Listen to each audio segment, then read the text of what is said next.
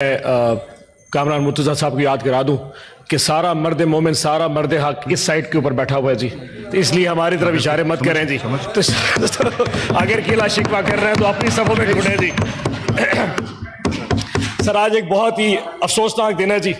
जिस तरीके से आज सेनेट को बुलडोज किया गया, तमाम लेजिस्लेशन की गई, कानून साजी की गई है, इस तरह की कानून साजी तो 3 साल में पिछले दौर में नहीं हुई जो आज एक वज़ादारी और सखावत की चेयरमैनशिप में हो गई है।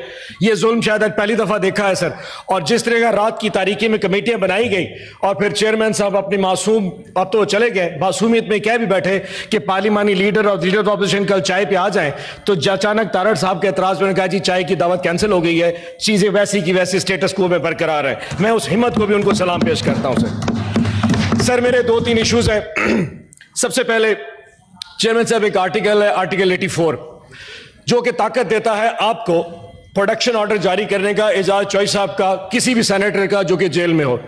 मेरी इल्तमास है इस ऑगस्ट हाउस से कि इस आर्टिकल को स्क्रैप कर देते हैं सर। उसकी वजह सर आर्टिकल का इसका फायदा है ना इस कानून का कोई, ना ही इसका कभी कोई इस्तेमाल हो सका है।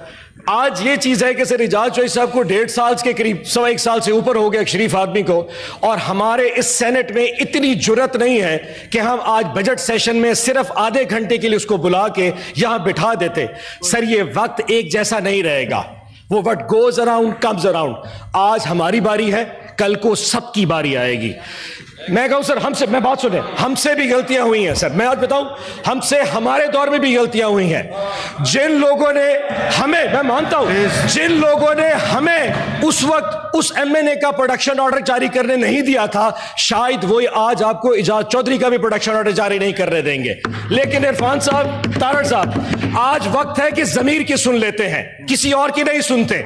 शायद ये वक्त फिर जब हम पे आएगा, हम भी फिर जमीर की सुनेंगे, उनकी नहीं सुनेंगे। आज आप एक दफा जमीर पे फैसला कर दीजिए, ताहयात सेनेट में किसी की जरूरत नहीं होगी। जब कोई सेनेट या member of the parliament jail में होगा, उसका प्रोडक्शन ऑर्डर जारी होगा, मैं देखता हूं किसकी जरूरत है जो उसको रोकता है कि वो इजलास में शिरकत ना कर सके। कागर साहब, मैं समझ सकता हूं कि आपकी कितनी एक कैपेसिटी होगी इस मामले पे, बट कम से कम इस चीज को यहां उठाना बहुत जरूरी था। नंबर 1। नंबर 2 सर, 2 चीजें ऐसी हुई है पिछले 2 दिन में जो बहुत तकलीफ हैं। Number 1 sir, leader of the opposition Umar Yusuf साहब कल सरगोदा में गए। पूरा पाकिस्तान ने एक तमाशा देखा। Leader of the opposition national assembly का सरगोदा में दहशतगर्दी की अदालत बाहर गया अपने जमानत की केस में। सर 7 घंटे उसको बाहर खड़ा रखा, पुलिस की तमाम गाड़ियों ने उसको ब्लॉक कर दिया। 7 घंटे बाद अचानक ये फैसला आ गया, क्योंकि उमर यूब वो मुल्जिम जो कि दहशतगर्दी की अदालत में मतलूब था, वो अदालत के अंदर जज के सामने पेश नहीं हो सका, इसलिए उसकी जमानत कैंसिल कर देते हैं। सर, इस किस्म की तमाशबीनी तो दुनिया में कहीं नहीं मिल सकती कि एक मुल्जिम अदालत जाना चाहे, आप पेश नहीं होने देते और फिर उसके बाद उसकी जमानत कैंसिल कर देते हैं। ये एक तमाशा कहां पे हो सकता है? दूसरा सर, मैं एक वर्कर कन्वेंशन पे खानेवाल गया जी, आज से 3 दिन पहले। पाकिस्तान में सियासी पाबंदियों पे कोई पाबंदी नहीं है। मैं वहां गया सर, कम से कम 1000 के करीब पुलिस एहलकार वहां पे बाहर पोस्ट कर दिए जी कि यहां पे कन्वेंशन नहीं हो सकता। 4 दीवारी के अंदर कन्वेंशन था। मैं किसी तरह घुस गया। जब मैंने तकरीर कर ली सर, तो सारी पुलिस मुझे गिरफ्तार करने के लिए आ गई कि तुमने तकरीर क्यों किया। क्या पाकिस्तान में एक मेरे जैसे शहरी को तकरीर करने का कोई हक नहीं? सेनेटर को छोड़ दे, मैं क्यों नहीं तकरीर कर सकता? मैं अपनी बात क्यों नहीं कर सकता? मुझ पे किसकी पाबंदी है? कौन रोक सकता है मुझे? मैं करूंगा। कितनी दफा गिरफ्तार करोगे? कितनी दफा मारोगे? वक्त सब पे आएगा। आज हम मार खा रहे हैं, कल तुम सब लोग मार खाओगे। ये नहीं हो सकता कि आज हमारी बारी हो और आप लोग हंसेंगे। एक वक्त आप पे भी आएगा। आज मैं दरखास्त करता हूं, हमारे साथ इस चीज में खड़े हो जाइए। हमसे गलती हुई है, लेकिन ये गलती आप भी दोहरा रहे हैं। मेरे जाने के बाद कल उस डेरे पे मेरा जो एमपी है फैसल नियाजी, उसके डेरे पे पुलिस फिर गई, उसके ट्रैक्टर उठा के ले गए। अब ट्रैक्टरों का क्या कसूर है? ट्रैक्टरों के टायर फाड़ दिए, ट्रांसफार्मर टूअल के उतार के फेंक दिए, उसके मजदूर उठा के ले गए, उसके जो मुस्ताजर जिसको टेनेंट कहते हैं वो उठा के ले गए। इस वक्त 70 के करीब पीटीआई के एहलकार गिरफ्तार हैं, क्योंकि उन्होंने पीटीआई का वर्कर कन्वेंशन कराया था। ये कौन सी जमहूरियत है? जिसमें आप कन्वेंशन नहीं कर सकते, तकरीर नहीं कर सकते, अपनी बात नहीं कर सकते। मैं करूंगा, इमरान खान का नाम लूंगा, मैं 1001 दफा इमरान खान का नाम लूंगा। कब तक मेरी जबान बंद करेंगे? नहीं कहूंगा वो बानी पीटीआई है, उसका नाम इमरान खान है और वो पाकिस्तान की जान है। काट के दिखाओ कितना पीटीआई बीप बीप बीप कर रहा होगा। इमरान खान इस पाकिस्तान की एक पहचान है। अब ये बात जो कर रहा हूं इसमें फिर तकलीफ होगी सर। डेफेमेशन का लॉ पास किया इन्होंने पंजाब में। असल जो चीज देखने की है, नून लीग तो चले बुरी है, हम हर वक्त कहते रहते हैं, पाकिस्तान पीपल्स पार्टी भी इसमें पूरी सहूलतकार है इस जमहूरियत के गंदे निजाम को चलाने में। यानी कि असद सच्ची बात करने लगा तो गजान आ गई सर। जी जी सर। अल्लाहु अकबर, अल्लाहु अकबर। अशहदु अन ला इलाहा इल्लल्लाह,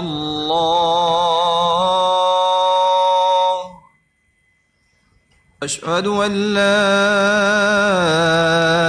इलाहा इल्लल्लाह,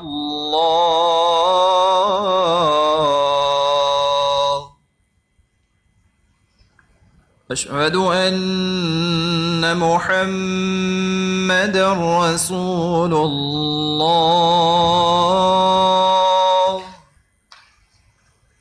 अशहदु अन्न मुहम्मदर रसूलुल्लाह।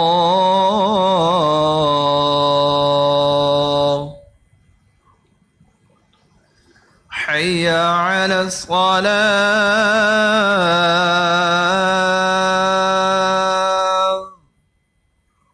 हय्या अलस सलाह,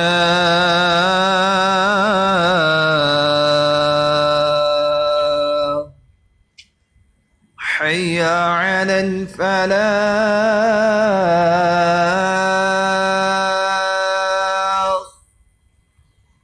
हय्या अलल फलाह।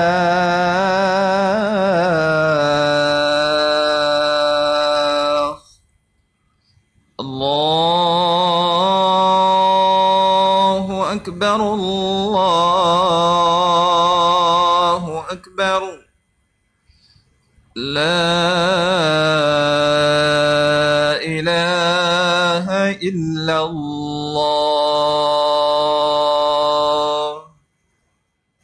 Thank you so much sir. Sir मैं बात कर रहा था पाकिस्तान पीपल्स पार्टी की।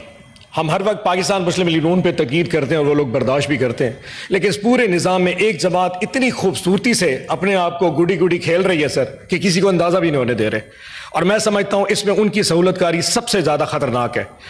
डेफेमेशन का लॉ पंजाब में आया तो पीपल्स पार्टी ने कहा कि जी हमारे इस लॉ से ताल्लुक़ नहीं। जो इनके वहाँ पे लीडर ऑफ द हाउस हैं या जो पार्लिमानी लीडर हैं उन्होंने कहा जी पाकिस्तान पीपल्स पार्टी इसको डिफेंड नहीं करेगी। कानून वहां पे नून लीग ने पास करवा दिया। जैसे पास करवाया गवर्नर से साइन करवाना था। इतनी कमाल खूबसूरती से पाकिस्तान पीपल्स पार्टी ने अपने गवर्नर को दुबई छुट्टी के लिए भेज दिया और मुझे यकीन है उसके टिकट के पैसे पाकिस्तान मुस्लिम लीग नून ने अदा किए होंगे वहां 5 स्टार में होटल के स्टे के लिए। 1 हफ्ते के लिए वो साहब बहादुर दुबई चले गए और जब वो दुबई साहब बात तो करने लगा, डेफेमेशन लॉ में 30 लाख जुर्माना ना करा दीजिएगा। जब वो जो वापस दुबई चले गए तो पीछे में जिस स्पीकर ने अपने पार्लियामेंट पंजाब की उस असेंबली में वो लॉ पास किया था वो आराम से गाड़ी पे सवार होते और वहां से असेंबली से निकल के गवर्नर हाउस में कायम मकाम गवर्नर बनते हैं और आराम से साइन करके वापस चले जाते हैं। और जैसे ही वापस स्पीकर हाउस पहुंचते हैं गवर्नर साहब दुबई से फिर लैंड कर जाते हैं। और फिर ऊपर से पीपल्स पार्टी का बयान आता है कि डेफेमेशन लॉ में पाकिस्तान पीपल्स पार्टी बिल्कुल किरदार अदा नहीं। सर ये वो जमात है जिसकी आज स्टेटमेंट आई है कि हमसे बजट के बारे में नहीं पूछा गया, हमसे बजट पे कोई सिफारिशात नहीं ली गई। और आज इस दिन इसी वक्त आज से 3 घंटे पहले पाकिस्तान पीपल्स पार्टी का ही रुकन फाइनेंस कमेटी का पाकिस्तान मुस्लिम नून की मशावरत से अभी बन चुका है। यह किस किस्म की मुनाफकत है, यह मेरी सोच से बाहर है। और इसी पाकिस्तान पीपल्स पार्टी की एक हमारी रिस्पेक्टेबल जो खातून है उनको प्लानिंग एंड डेवलपमेंट का यानी कि हर वो चीज जो पाकिस्तान पीपल्स पार्टी को चाहिए वो आराम से आईने ओहदे भी ले लेती है, वो स्टैंडिंग कमेटी की चेयरमैनी भी ले लेती है, वो गवर्नर भी लेती है, लेकिन जब गंद की बारी आती है हमारा इससे कोई ताल्लुक नहीं है, क्योंकि शायद किसी दिन अगर बिलावल भुट्टो जरदारी साहब का मूड किया तो उन्होंने इस हुकूमत को गिराने का जो एक प्लान बना रखा है उसकी एग्जीक्यूशन का टाइम आ जाएगा। सो आखिरी चीज है जो बहुत इंपॉर्टेंट है सर, 3 जजेस 3 लोगों का फैसला इस्लामाबाद हाई कोर्ट में होने वाला था और फैसला बिल्कुल मुकम्मल हो चुका था कि पाकिस्तान पीपल्स तहरीक इंसाफ के 3 MNA जो कि इलेक्शन फॉर्म 45 पे जीत चुके थे 8 फरवरी को, उनका फैसला 2 महीने ट्रिब्यूनल सुलता रह गया। अचानक एक नून लीग के एक साहब दरखास्त देते हैं कि हमें जज पे एतमाद नहीं, और इलेक्शन कमीशन अगले दिन 1 दिन की कार्रवाई के बाद उस जज को ट्रिब्यूनल से हटा देता है।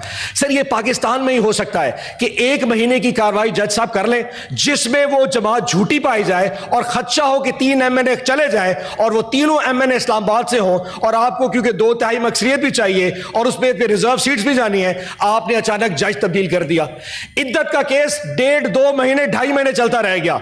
जिस दिन जज साहब ने फैसला करना था उस दिन जज साहब कहते ओहो मुझे याद आ गया, मैं तो इस कोर्ट में बैठने का अहल ही नहीं हूं, मुझे फौरन जो है ना यहां से हटा दिया जाए, ये फैमिली कोर्ट भेज। जब जज साहब वहां पे बैठने के वहां पे मजाज नहीं है, जब वो केस सुन नहीं सकते इद्दत का, तो फिर आखिर सजा में उस शख्स को और उसकी बीवी को फिर 7 साल की सजा किस चीज की दी गई है? ये कौन सा कानून है कि जज तो सुनने का अहल नहीं है लेकिन मुल्जिम 7 साल जेल में रहेगा? सर ये कानून नहीं चल रहा, या इंसाफ नहीं चल रहा, या जंगल का कानून चल रहा है।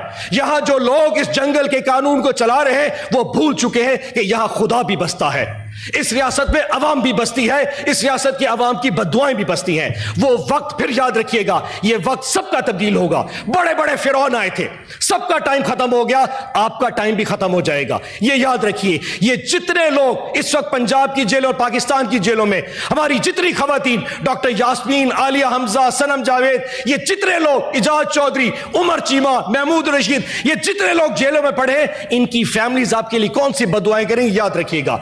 अगर आप अपनी तकलीफों को रोते हैं तो हमारी तकलीफ को बताइए। जब हमें यह देख के 9 मई करके डराया जाता है, हमें सब समझ लगती है आखिर कब तक ये पाकिस्तान इसके पीछे छुपता रहेगा। जनाब स्पीकर, आखिरी बात, मुझे पता है मेरा टाइम पूरा हो गया, आखिरी बात, आज हम पार्लिमानी पार्टी के इजलास के लिए अपने पार्लिमानी लीडर के दफ्तर में गए तो पता लगा उनके स्टाफ को बाहर निकाल दिया।